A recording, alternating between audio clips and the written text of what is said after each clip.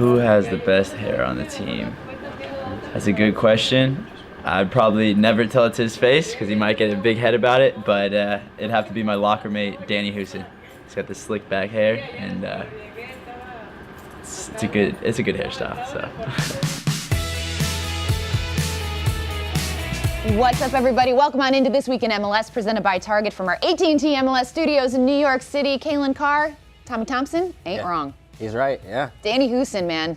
You know what? I think about going full Houston, but I can't go straight back. I go like kind of up into the side. You've got the curls that you're working against you, though. I don't know how he maintains that. Product. He's got real product. You know, I was really disappointed that he didn't go farther in our hair bracket that we did earlier. Yeah. He was a sleeper for me, and I feel like he was overlooked. I gotta commit. Just go all the way. Should you try it next episode? I might try it. Full Houston. I want to see it.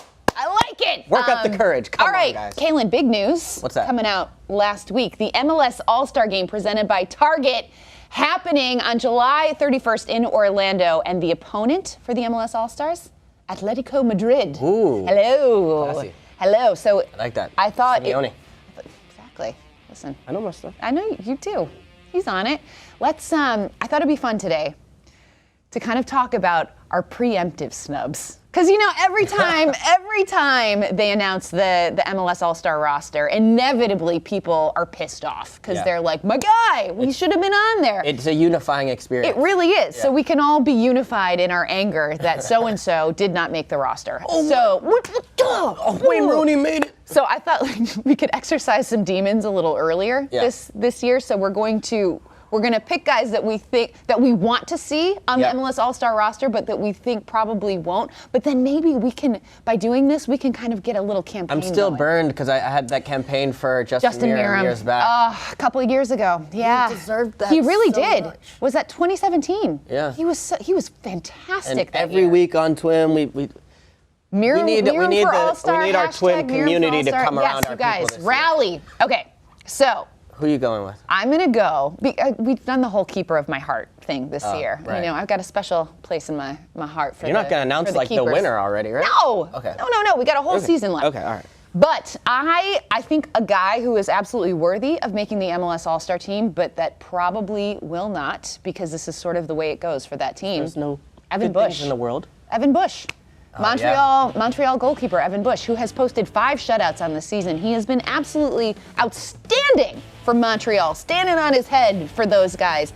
And unfortunately, I don't know that he's going to get that push. I think Stephen Fry, who is obviously worthy as well. You know, guys like that with the Seattles.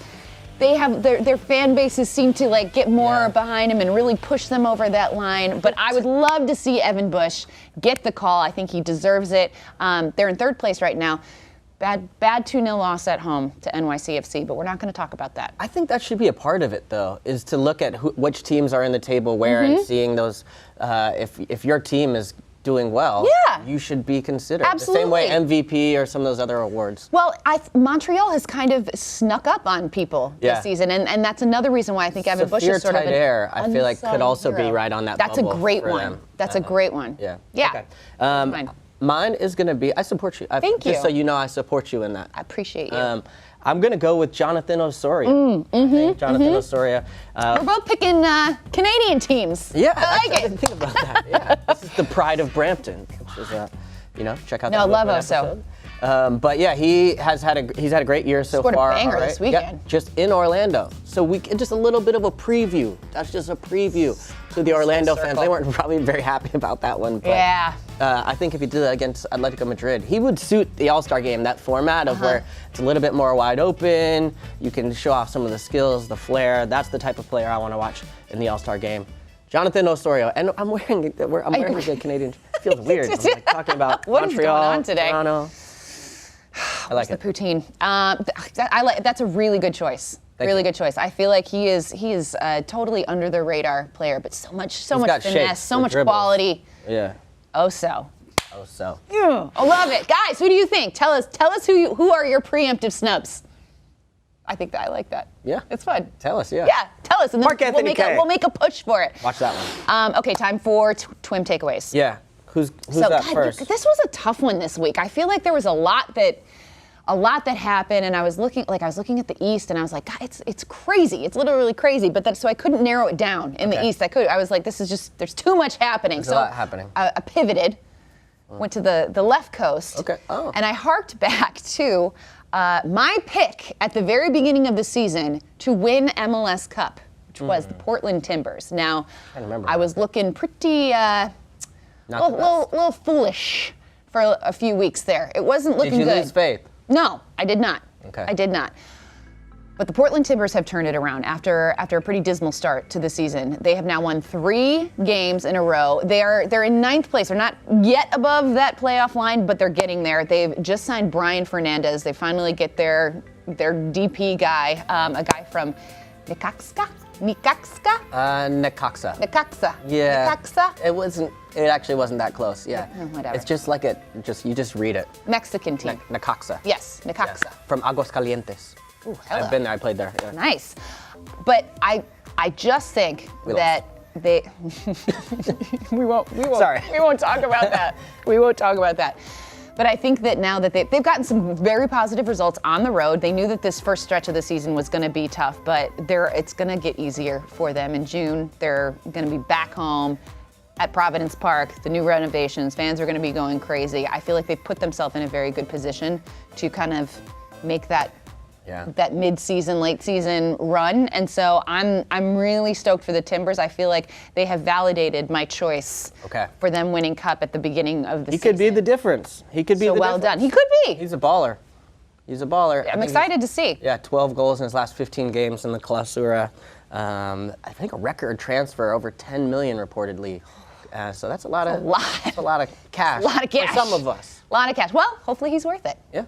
Anyway, that's my takeaway. All right. So as you can see, guys, I am wearing a beautiful Sporting Kansas City retro jersey. It was retro night this weekend at Children's Mercy Park. They were taking on Atlanta, and this was from last year. Yeah, I saw the ones they had this year with it had the stripe going across. Exactly. Yeah. And it was the black one. It was the dark. They're both cool. I like the sleeves here. I do too. I'm cool.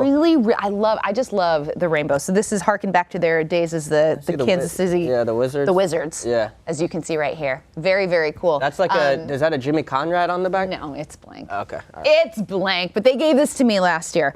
But we're talking about retro jerseys, and this is Vancouver's, which is their current one, but it kind of looks like a retro jersey. I love this kit. It is so fresh. Yeah, fresh. A little baggy on me, but we thought we'd have a little conversation about some of the retro jerseys that we enjoy or don't enjoy. So. Favorites, yeah. There's some good. And the MLS is ripe for this. This is the right place. Oh my gosh, we were looking at it was the 96 Revs one. Oh yeah. Producer Polly pulled that up beforehand for the show. That was sick. Yeah.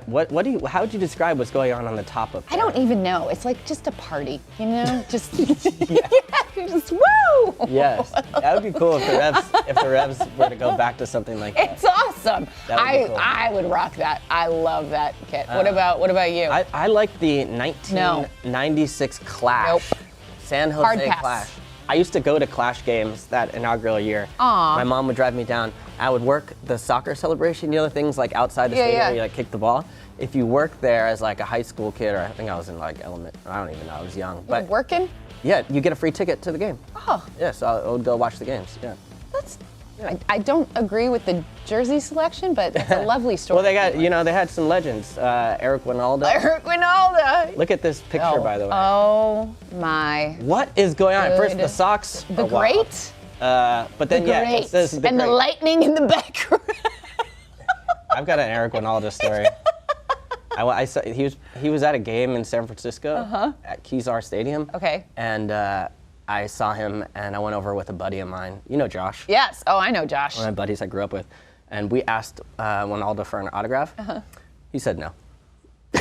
Have you told him this story since? Oh, this has to happen. I see him, I just hang my head in shame. Are you kidding me? Yeah, he'll probably call me out on Twitter. I got to be careful. Was he just like, nah? How old were you? I was old enough to reject an autograph, but you probably shouldn't do that, Dude. Yeah, it was right. But dude, I mean, when you have when you have cards like that, The great. Yeah, I mean, exactly. Yeah. It's up to his I had to unfollow him on Twitter, by the way. It was getting a little too hot, spicy. But now he's probably gonna like. I feel like we should make this. He doesn't follow me either. I don't think he follows me either. We're good. Fine. We'll try. We'll try to make it happen, Calen. Okay, what's your takeaway? I'm going to Philadelphia. Philly. The Union are top of the Eastern Conference. What is going on? And a fantastic week it was for them. They had a busy week, 3 games, and didn't have the best half in the first half of this game against New England, tied 0-0. And then second half they came out and just steamrolled them. 6 goals in a flash. It just, once it started rolling, it was just Do you know what's one after the next. So impressive? They're scoring goals and they're not allowing many goals. And that right there, Calen Carr, is a recipe for success. Exactly. As they say. They're in such good form right now. I want to believe that this is sustainable. They're fun to watch. They really are. Ilsinho, if we just I do the skills of the week on Matchday Central, and every week it's Ilsinho. Yeah. He's just dancing on fools. No, he's incredible, and I just love. We're talking. Jill Sakovitz and I were talking about the East and how Philadelphia is on top. I think that there's only 5 points separating 5 teams. It's kind of anyone's game right now. But Philadelphia, man, if they can just keep doing what they're doing. I also want to give a quick shout out to Warren Craval, my buddy Warren. He has been doing some awesome work in Chester, where the stadium is. I went with him to do a movement episode at the end of last year. Great episode. And he's stayed involved in the community. He's working with the kids there. They're designing their own soccer kits. That's awesome. Warren has his own clothing line, Craval, and he's now helping the kids kind of reimagine how they want their jerseys and then their community. It's pretty cool. So that's cool to see for me, because most of the episodes we do, we go to the place, then we leave, and then you kind of feel like, oh, well, what happened after? Yep. And so to see Warren still staying there, it's pretty cool. No, that is awesome. Great work, Warren Craval. Yeah. Love it. Okay, time for. Did you see that? Boom. Did you see that? Okay, so this one is an interesting one. Okay, what do we got this week? Calen Carr. So I need to kind of set this up. So there was an interview done with Peter Vermes. Oh yeah. Earlier this week or last week, where he essentially alluded to the fact that Kai Kamara, when he returned to Kansas City from being loaned to Norwich, was no longer a team first guy, which is a pretty scathing thing. Well, I think this was in a lecture he was giving at a college from a while ago. Or maybe. And then a journalist referenced it. And then a journalist, wrote it up this week. Yeah. So Kai felt incredibly hard done by these comments and put out a response on Instagram. So let's hear a little bit of Kai's response. Kai Kamara, bad for locker room. Kai Kamara, poison. Kai Kamara, bad attitude. These are things you've heard, you've read before, right? Well, I have too, and I always thought, that Civil War kid is stronger than anything. Nobody can break me. Nothing can ever happen. But until this one, couple of days ago that I read, because it came from home, Kansas City. I was sent away with warm hugs from everybody in Kansas City, including Peter. So when you write an article like this and says, this is what Peter said, and Peter denies he didn't say this, it's something that's bad. So, Sam, if you write an article that's not true, it hurts. I mean, he's very emotional about this. You can tell that one really, sometimes, as a professional athlete, as somebody that's in the limelight, people say bad things about you all the time. But that one stuck, that felt like, you could tell it felt like a personal attack for him. And he kept saying it, Kansas City was his home, and he has so much love for that city and that team. And so I appreciate the fact that Kai keeps it real, and Kai is not afraid to put out on his social media channels very raw, personal emotions, and you don't see that very often. But I appreciate the fact that this was his chance to respond, and he did. Yeah, players read most of the things that happen, or you end up hearing about it somehow, or someone mentions you, especially nowadays with Twitter and all that. I think those things do affect you. And he said he kind of swallowed some stuff before and let it try and brush off, but this one was hard to let go because of how important Kansas City is to his life, his family. But then it was complicated because the journalist then was stood by what he said, and then Vermes, so it just got really, really messy. I don't know how this sorts itself out. I don't know, and I don't know. You know, everybody's going to try to kind of defend themselves and save face in this situation. I just hope that, you know, I think Peter Vermees has since come out and said, you know, I wasn't, you know, this was taken out of context, and you know, I wasn't necessarily referring to Kai. I hope that they can just kind of like maybe have a chat privately, bury the hatchet. And Kai was, you know, he was concerned about being able to walk around Sporting Kansas City. Honestly, when he's done, I mean, people in Kansas City love him. He's a ledge. He can walk around head held high. Kai's a ledge. Absolutely, in Kansas City. I'm sure they'll welcome him back with open arms. Absolutely, as they should. But he's also going through a tough time. I think it's hard to separate those things because he's going through a tough time with his club now in Colorado, and then it's just sort of a little bit of a struggle for everybody there right now. Yeah, it is. Yeah. But Kai, we're here for you. Thanks for keeping it real. Keeping it real, always. All right, Calen, this is a fun part in the show where we get to do some plugs because we've got some fun stuff. Oh yeah, coming up. Well, we've been putting in that work. We've been putting in that work, you guys. It's not all about TWIM, if you can believe it. So you have a movement episode coming out.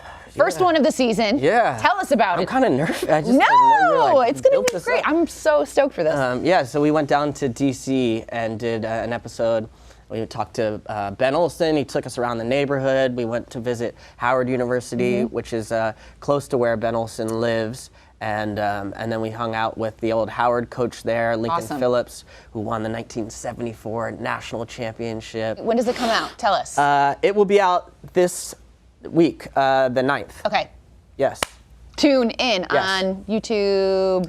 Just YouTube. Go to You don't MLS ever leave page. YouTube. Just stay in YouTube. That's our happy place. Nice and warm in YouTube.